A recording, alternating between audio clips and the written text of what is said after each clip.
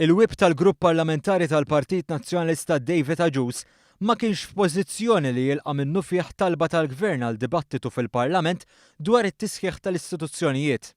Dan wara li nhar it-tnejn filgħaxija l-istess Agius u l-kap tal-Oppożizzjoni rridu jħarbtu l-aġenda tal-Kamra tar-Rappreżentanti biex isir dibattitu simili.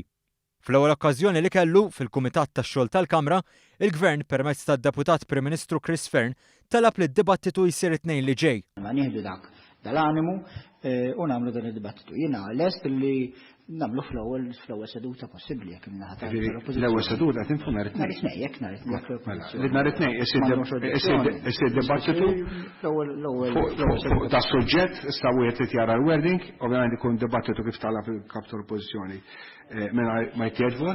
Għal dan id-dibattitu, spjega l-wib tal-Gvern Byron Camilleri, il-Gvern lest jiddedika seduta sħiħa. Stant, għalek nitolbu l-Oppożizzjoni taqbel magħna sabiex nhar it-tnejn propju 30 ta' Ottubru l-ewwel tkun seduta sħiħa mis-6 sa' 9:30 normali fejn ikun hemm siegħa u nofs. L-ewwel siegħa u nofs ikunu allokati għall-Oppożizzjoni, it-tieni siegħa u nofs ikunu allokati għall-Gvern bis-suġġett ikun x'miżuri jistgħu jittieħdu sabiex jumsaħħa l-istituzzjonijiet ġewwa pajjiżna.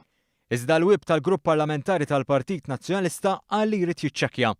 It-tieni, jien ovvjament illum għandi laqgħa tal-Grupp Parlamentari, jien iwassal dan il-messaġġ. Dan minkejja li nhar it-tnejn filgħaxija rrid id-dibattitu jsir dak il-ħin stess u qam jitkellem fil-Parlament diversi drabi biex jinsisti għal dibattitu dak il-ħin, anke jekk dakinhar filgħodu ma ntqal xejn. Fil-fatt, il-Partit Laburista kien akkuża lil kap tal-Partit Nazzjonalista Adrian Delija, blopp partiġjan fil-Parlament biex jipprova jsalva postu.